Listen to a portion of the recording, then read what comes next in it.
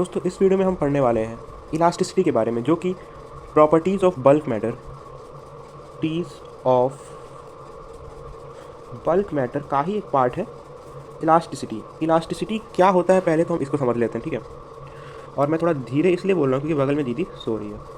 Elasticity क्या होता है, सबसे पहले मैं आपको चैप्टर शुरू करने से पहले एक आपको झटका देना चाहता हूँ कि जो आपका स्टील होता है, स्टील, ठीक है, स्टील ज़्यादा नहीं बल्कि बहुत ज़्यादा इलास्टिक होता है। किससे? रबड़ से।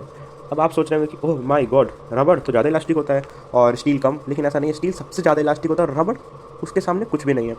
इसका मतलब कि कहीं ना कहीं प्रॉब्लम है आपके लिटरेचर अंडरस्टैंडिंग में। आप आज तक जो इलास्टिसिटी समझ रहे थे वो इलास्टिसिटी इसको कहते ही नहीं है। इलास्टिसिटी किसको कहते हैं आइए जानते हैं। इलास्टिसिटी का क्या मतलब होता है, व्हाट इज़ इलास्टिसिटी। देखिए, जब भी हम किसी बॉडी पे ये हमारी बॉडी है, ठीक है। अगर हम इस बॉडी पे प्रेशर डालते हैं, ठीक है, प्रेशर किसको कहा जाता है? Force per unit area. यानी अगर हम यहाँ से भी प्रेशर डाल रहे हैं, यहाँ से भी डाल रहे हैं, यहाँ से भी डाल रहे हैं, यहाँ से भी डाल रहे हैं, यहाँ से भी डाल रहे हैं और यहाँ से भी डाल रहे हैं, तो ऑल ओवर इसका जो वॉल्यूम होगा वो चेंज हो जाएगा। चेंज होगा कि नहीं होगा? बिल्कुल होगा। चलिए इमेजिन करिए ये बॉडी रबड़ की है, ठीक, रबड़ की है और आप 20 न्यूटन का फोर्स डाल रहे हैं, मतलब 20, 15, 16 या फिर जो भी समझ लीजिए, मतलब आप बस ये समझिए कि फोर्स आप डाल रहे हैं तो, और ये रबड़ का है, ठीक है, और यहाँ 20 न्यूटन का फोर्स डाल रहे हैं। ये बताइए इसका वॉल्यूम घटेगा कि नहीं घटेगा? आप कहेंगे घट जाएगा। वहीं अगर ये घट जाएगा, ठीक है, अगर रबड़ का होगा तो घट जाएगा। अगर वहीं ये जो बॉडी है वो स्टील की, ठीक है, तो क्या इसका जो वॉल्यूम है वो घट जाएगा? आप सोचेंगे कि अब स्टील का है तो शायद ना घटे, ठीक। इसका मतलब कि स्टील के अंदर जो टेंडेंसी है रजिस्ट करने की अपने चेंज में, वो ज़्यादा है रबड़ से, और उसी रेजिस्टेंस को हम कहते हैं इलास्टिसिटी। ज़रा समझिएगा क्या मैं कह रहा हूँ।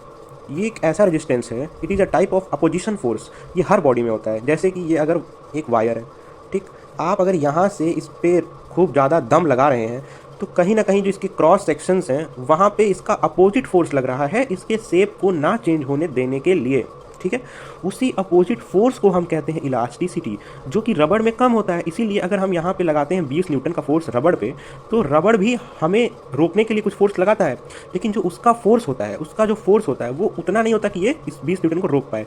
अब आप सोच रहे होंगे कि यहाँ पे न्यूटन का क्या कहते हैं थर्ड लॉ फॉलो होना चाहिए, यहाँ पे 20 तो यहाँ पे 20। जी नहीं, यहाँ पे वो लॉ नहीं फॉलो होता है। यहाँ पे क्या होता है, इलास्टिसिटी एक अंदर की फंडामेंटल प्रॉपर्टी है, ये क्वालिटी ऑफ मैटर पे डिपेंड करती है, ठीक है, क्वालिटी ऑफ मैटर पे डिपेंड करती है। जैसे मैंने अभी स्टील और प्लास्टिक की बात की है, जैसे कि अगर यहाँ पे एक स्टील है तो वो रजिस्ट करेगा, ये रबड़ है ये भी रजिस्ट करेगा, लेकिन ये रजिस्ट करेगा और सफल हो जाएगा, ये रजिस्ट करेगा और असफल हो जाएगा, ठीक है। यहीं पे एक टर्म आता है हमारा स्ट्रेन। स्ट्रेन क्या होता है?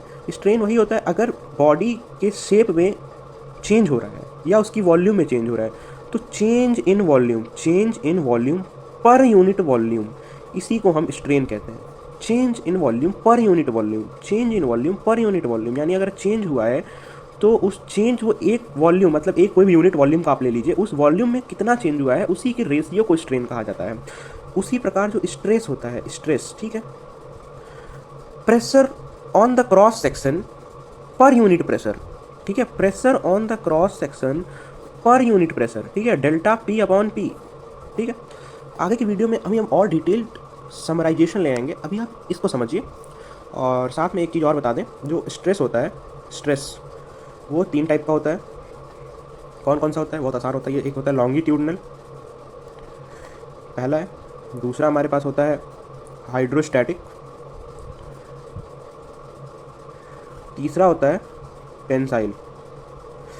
वहीं जो स्ट्रेन होता है, स्ट्रेन पहला होता है लॉन्गिट्यूडनल, दूसरा होता है यंग्स मॉडुलस, तीसरा होता है बल्क मॉडुलस, ठीक। अब यहाँ पे एक आपने नाम सुना होगा हुक करके। हुक एक साइंटिस्ट है, उन्होंने 1679 में एक लॉ दिया था, हुक्स लॉ, ठीक। उस लॉ के बारे में अपने नेक्स्ट वीडियो में जानेंगे और उसमें कुछ खास है नहीं। उसमें यही बोलता है कि जो स्ट्रेन है डायरेक्टली प्रोपोर्शनल टू स्ट्रेस है एट सम कंडीशन, ठीक। और वो कंडीशन के बारे में हम नेक्स्ट वीडियो में बात करेंगे, ठीक। तब तक के लिए bye bye guys, take care.